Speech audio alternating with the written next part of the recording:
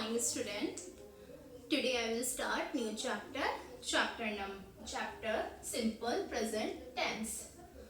Simple present tense वाला जो topic था, मैंने आपको वर्ब जो टेंस वाला जो चैप्टर करवाया था उसमें मैंने आपको सारे टेंसेस जो टेंसेस करवाए थे। मतलब सिंपल प्रेजेंट टेंस किसका एक पार्ट है, यानी किसका टाइप है, टेंस का ही पार्ट है। ठीक है, तो हम इस चैप्टर के बारे में आज हम देखेंगे कि सिंपल प्रेजेंट टेंस, जैसे टेंस में आपको मैंने बताया है टेंस 3 टाइप्स के होते हैं। टेंस का मतलब होता है, मतलब एक तरीके से समय की बात होती है, टाइम। ठीक है, तो टेंस जैसे है, जैसे देखो टाइम जो होता है उसको हम 3 पार्ट्स में डिवाइड कर सकते हैं। जैसे जो टाइम चला गया उसकी बात कर सकते हैं, इसके अलावा जो टाइम अभी चल रहा है उसकी हम बात कर सकते हैं, या जो अब आएगा। हम इन 3 के अलावा तो और तो कोई टाइम नहीं होता है।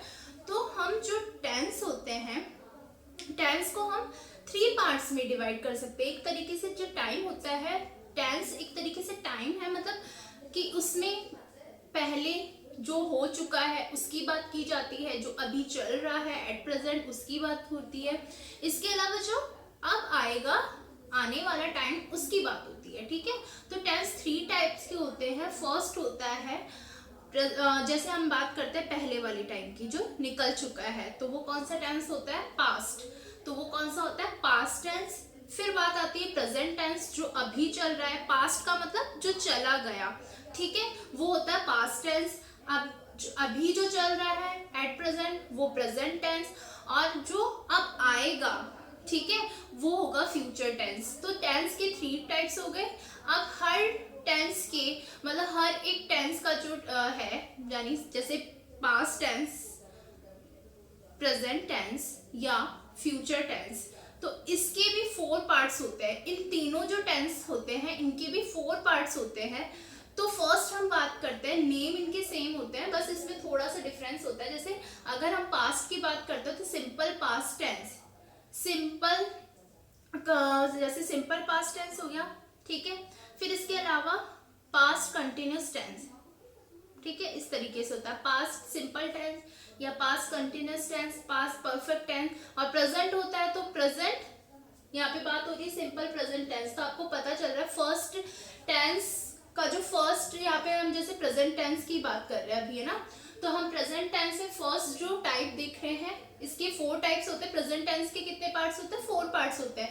पास्ट के भी 4 होते हैं और फ्यूचर के भी 4 होते हैं। तो फर्स्ट हम प्रेजेंट टेंस में बात करते हैं, सबसे फर्स्ट टाइप की simple present tense. Simple present tense को हम जब हमारा जो टेंस वाला, जब आपको correct form of verb fill करनी होती है, उस चैप्टर में मैंने आपको बताया था कुछ जो वर्ड्स होते हैं जो ब्रैकेट में गिवन होते हैं करेक्ट फॉर्म ऑफ वर्ब के लिए आपको टेंस आना जरूरी है। और टेंस के लिए आपको पता ही है कि इसके पूरे पार्ट्स आपको अच्छे से पता होंगे, तभी आप इसको फिल कर पाओगे। सो लेट्स स्टार्ट, क्या होते हैं सिंपल प्रेजेंट टेंस और कैसे हम इसको आइडेंटिफाई कर सकते हैं। बिकॉज ये सेंटेंस होता है इंग्लिश में होगा और इसके ब्रैकेट में एक वर्ड गिवन होगा आपको। तो पहले हम बात करते हैं कोई भी सेंटेंस, उसको हम कैसे पहचानेंगे कि वो सिंपल प्रेजेंट टेंस है। तो उससे बिफोर हम उसके कीवर्ड्स में आपको बताऊंगी, उससे पहले मैं आपको बता देती हूँ इसमें क्या होता है, फॉर्मूला क्या होता है इसका। इसमें होता है सब्जेक्ट प्लस सब्जेक्ट। कोई भी सेंटेंस कैसे बनता है, सब्जेक्ट और helping verb, subject helping verb, इसके अलावा हेल्पिंग वर्ब के साथ वर्ब होती है।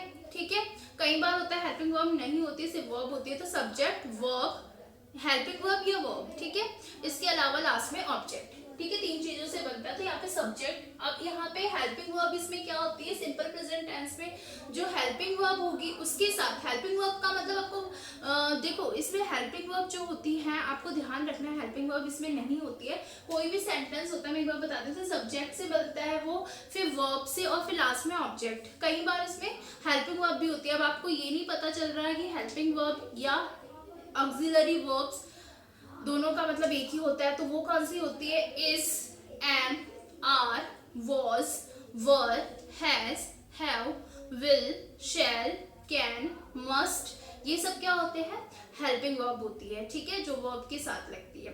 तो अगर ये नहीं होती तब भी वर्ब का काम चल जाता है। तो जैसे हम इस सेंटेंस की, इस टेंस की बात कर रहे हैं, तो इसमें सब्जेक्ट होता है, हेल्पिंग वर्ब नहीं होती इसमें वर्ब के साथ, हेल्पिंग वर्ब नहीं होती ना, इसमें वर्ब के साथ क्या होता है, वर्ब के साथ इसमें एस या ईएस का यूज होता है। वर्ब के साथ इसमें क्या लगती है, एस या ईएस। अब वो भी मैं बताऊंगी एस और ईएस कब लगेगा, एंड लास्ट में ऑब्जेक्ट, ठीक है, इस टाइप के सेंटेंस में। अब इसमें आपको देखना सब्जेक्ट, आपको पता है सब्जेक्ट मतलब जिस क्या होता है, सब्जेक्ट का मतलब होता है जो सेंटेंस जिसके बारे में होता है, ठीक है, वो सब्जेक्ट होता है। वर्ब का मतलब आपको पता है कोई भी चीज जो काम होती है उस सेंटेंस में, जो भी काम होता है वो वर्ब होता है, और ऑब्जेक्ट इसके बाद, ठीक है।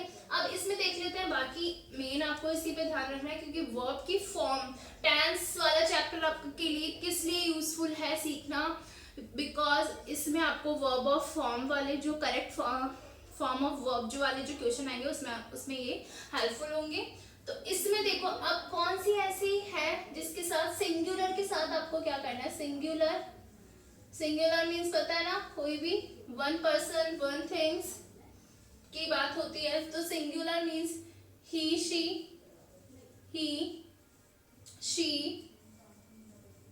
इट, ये तीनों सिंगुलर है। अब ही में किसी भी पर्सन का नेम हो सकता है, आपको ये तो पता होना ही चाहिए, किसी भी पर्सन का नेम हो सकता है, मतलब पर्सन का मतलब दोनों में, ही और शी में किसी पर्सन का नेम होगा। अब ही किसके लिए यूज होता है, ही बॉय या मेल के लिए यूज होता है, मेल मेंबर्स के लिए यूज होता है, ये फीमेल मेंबर्स या गर्ल के लिए शी का यूज होता है। तो अगर किसी का बॉय का नेम आ रहा है, जैसे सपोज कर लो राम, फिर यहाँ पे डैश रीड बुक, तो आपको ध्यान रखना है। फॉर द एग्जाम्पल मैं एक बार आपको फिर भी बता देती हूँ, इसके अलावा सिंगुलर ही शी इट, इनके साथ देखो वर्ब की जो फॉर्म होती है, एक बार एग्जाम्पल के थ्रू बता देती हूँ। जैसे मैंने आपको बोला यहाँ पे एक एग्जाम्पल मैं लिख देती हूँ, यहाँ पे आई डैश ओके, एक तो मैंने ये एग्जाम्पल लिख दिया और इसमें ब्रैकेट में लिखा मैंने प्ले। एक मैंने लिखा sentence Ram dash a newspaper, और इसके ब्रैकेट में मैंने लिखा रीड, ओके। इस सेंटेंस को मैं यहाँ पे आई से भी बता देती हूँ, देखो आई डैश न्यूज़पेपर, डिफरेंस क्या होगा वो मैं आपको बताती हूँ, और इसमें भी होगा। अब देखो सब्जेक्ट चेंज हुआ तो उसका क्या इफेक्ट पड़ेगा। जैसे यहाँ पे आई है तो मैंने जैसे बताया नहीं, अब आपको ध्यान रखना है सिंगुलर या आई या यू, इनके एक सेकेंड, इसके साथ तो यानी सिंगुलर ही शी इट, इनके साथ क्या होगा, इनके साथ जो वर्ब की फॉर्म के साथ एस या ई एस का यूज होगा, एस या ई एस का यूज होगा। वर्ब के साथ एस या ई एस, मतलब यहाँ पे अगर लिखा हुआ है, आपको लिखा है जैसे गो, ठीक है, अगर बात होती है गो तो इसमें क्या हो जाएगा, गो का गोज हो जाएगा। अब एक बार मैं वापस एक बार इसको देख लेते हैं। इसके अलावा यहाँ पर मैं लिख देती हूँ, यहाँ पे मैं प्लूरल की बात कर रही हूँ। देखो एक बार तो देख लो, सिंगुलर ही शी इट हो, उनमें वर्ब के साथ एस या ई एस, वर्ड के अकॉर्डिंग देखना होता है हमें, या तो उसमें वर्ब के साथ एस लगेगा या ई एस, वर्ड के अकॉर्डिंग देखना होगा हमें।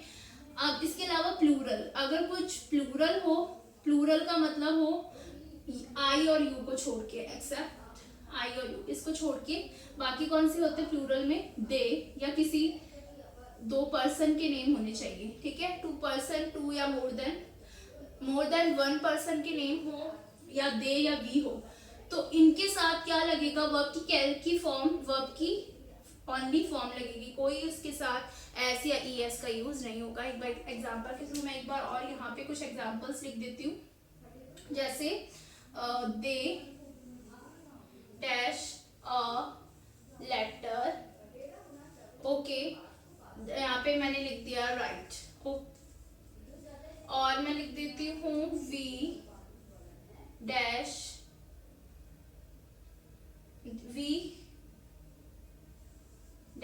फूड, यहाँ पे आ जाएगा कुक। तो देखो ये सारे वर्ब है, अब इनमें हमें correct form of verb fill करना है। तो आपको देखो आई और यू भी मैं इसी में लिख देती हूँ, आई, आई और यू, वैसे सिंगुलर ही के लिए ही आई और यू का यूज होता है, लेकिन फिर भी दे, वी, आई और यू के साथ वर्ब की जो फॉर्म ब्रैकेट में होती है वो एज इट इज हम लिख देते हैं, यानी उसमें एस या ई एस आपको यूज नहीं करना होता है, ठीक है। जैसे यहाँ पे for example I dash cricket, तो यहाँ पे क्या लिखना है आपको, आई के साथ आपको जो वर्ब, ये क्या है वर्ब है ना, ब्रैकेट में वर्ब है, उसके साथ उसको आपको एज इट इज लिखना होता है, उसके साथ आपको एस या ई एस नहीं लगाना। आई प्ले क्रिकेट, ठीक है, हो गया ये। Ram dash newspaper, Ram singular है, यानी ही या किसी सिंगुलर के साथ ही, शी, इट या किसी पर्सन, मतलब यहाँ पे बॉय का नेम हो या मेल मेंबर्स का नेम हो, गर्ल का नेम हो या एनिमल्स का, लेकिन सिंगुलर होना चाहिए। तो सिंगुलर के साथ आई और यू को छोड़ के, सिंगुलर आई और यू भी होता है लेकिन इनको छोड़ के सिंगुलर के साथ वर्ब में एस या ई एस लगता है। तो यहाँ पे रीड है, तो इस रीड को मैं जब लिखूंगी यहाँ पे मैं लिख दूंगी राम रीड्स अ न्यूज़पेपर, उसमें वर्ड के अकॉर्डिंग एस लग गया। अब एस या ई एस कहने का मतलब है, अगर सपोज ये होता आई गो, यहाँ ब्रैकेट में होता है आई और यहाँ पे है गो, तो अब जैसे यहाँ पे आई है तो सिंगुलर, मतलब यहाँ पे क्या हो गया, तो इसके साथ जैसे यहाँ पे होगा गो का गो होता, अगर आई की जगह यहाँ पे होता वी, सॉरी यहाँ पे होता ही डैश स्कूल, तो यहाँ पे क्या हो जाता है सिंगुलर के साथ गोज, एस या ई एस। तो जिसके एंड में ओ होता है तो आपको पता है उसका प्लूरल कैसे बनता है, मतलब उसका जब हम प्लूरल बनाएंगे ओ के से बाद में ई एस लगा देंगे, ठीक है। तो ऐसे आपको करना है, जैसे आई सिंगुलर है, सिंगुलर यहाँ पे आई क्या है सिंगुलर है, लेकिन फिर भी आई और यू को आपको ध्यान रखना है कि आपको उसको प्लूरल में इंक्लूड करना है। आई और यू के साथ वर्ब अगर जो होती है एज इट इज आती है, मतलब उसके साथ कोई भी एस या ई एस का यूज हम नहीं करते हैं। आई प्ले क्रिकेट, प्ले का प्ले एज इट इज आ जाएगा। अगर यहाँ पे होता यू तो यू प्ले क्रिकेट हो जाता, अगर यहाँ पे होता दे प्ले क्रिकेट, दे होता तब भी दे प्ले क्रिकेट, वी होता तो वी प्ले क्रिकेट, यानी उसके साथ जो वर्ब होती है वो एज इट इज आ जाती है, ठीक है। नेक्स्ट हम आ जाते हैं ये, जैसे राम डैश न्यूज़पेपर, इसमें एस क्यों लग गया, क्योंकि आपको ध्यान रखना है सिंगुलर के साथ, सिंगुलर में ही, शी, इट, इसके अलावा किसी बॉय का नेम हो, मेल मेंबर्स का नेम हो या किसी फीमेल में मेंबर का नेम हो तो उसके साथ एस लगाना है आपको। यहाँ पे राम सिंगुलर है तो इसलिए यहाँ पे रीड्स आ गया। आई डैश न्यूज़पेपर, अब यहाँ पे आई है तो आई तो क्या है, आई को तो हम प्लूरल में इंक्लूड कर रहे हैं अभी, है ना, तो यहाँ पे आई रीड अ न्यूज़पेपर आएगा, एस नहीं लगेगा। दे डैश अ लेटर, तो एज इट इज आएगा दे, यहाँ पे वी है तो इसके साथ भी एज इट इज आ जाता है। अब यहाँ पे अगर होता she dash food, she dash food, तो यहाँ पे हो जाता, तब क्या होता शी कुक्स फूड। एक मैं वापस एक बार आपको बता देती हूँ, देखो दे हो, वी, आई, यू, ये आपको 4 वर्ड्स ध्यान रखने हैं। इनके साथ जो ब्रैकेट में वर्ब होती है वो एज इट इज आ जाती है, उसको कुछ भी चेंज नहीं करना होता है सिंपल प्रेजेंट टेंस में। इसके अलावा अगर किसी बॉय का नेम होता है, किसी मैन का नेम होता है, किसी गर्ल का नेम होता है, किसी विमेन का नेम होता है, या इट या किसी एनिमल, बट सिंगुलर होना चाहिए, उसके साथ एस या वर्ब के जब हम फॉर्म को इसको चेंज करके एस या ई एस लगा देते हैं, ठीक है। अब बात करते हैं, हम आ जाते हैं कीवर्ड्स पे। तो इस तरीके से इसको करना है, हमें इसको कैसे आइडेंटिफाई करना है कि ये तो मैंने छोटे छोटे से एग्जांपल दिए, इसमें हमें कोई पता नहीं चल रहा है। आई प्ले क्रिकेट, अब मैंने जैसे यहाँ पे लिख दिया एवरी डे, आई प्ले क्रिकेट एवरी डे, ये हो गया। Ram reads a newspaper regularly,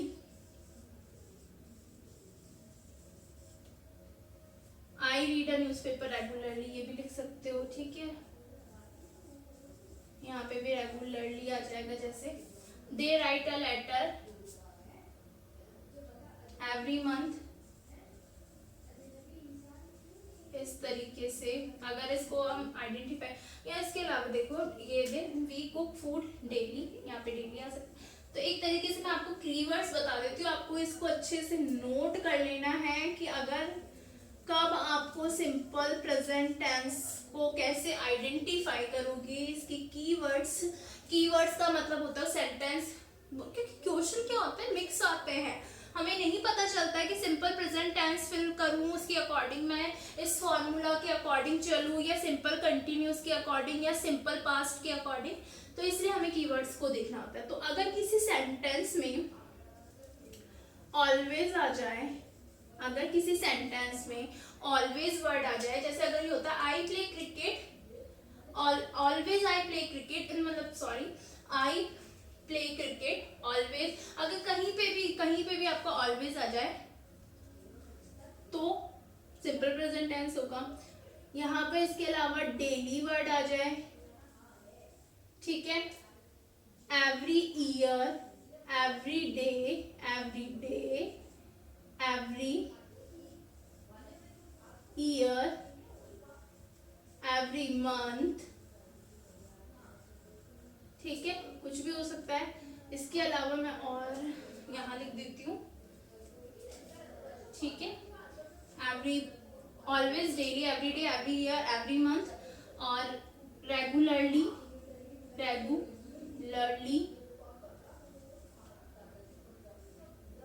इसके अलावा यहाँ पे हो जाएगा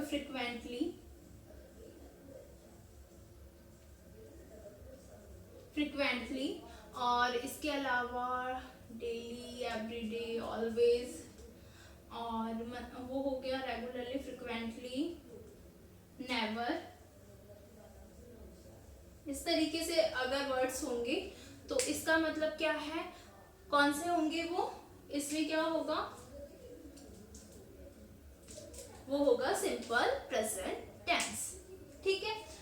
so students, I will send the question of this chapter, यानी मैं क्या करूंगी, इस चैप्टर के आपको क्वेश्चन सेंड कर दूंगी, आपको देखकर अच्छे से इसके अंदर क्या फिल करनी है, करेक्ट फॉर्म ऑफ वर्ब।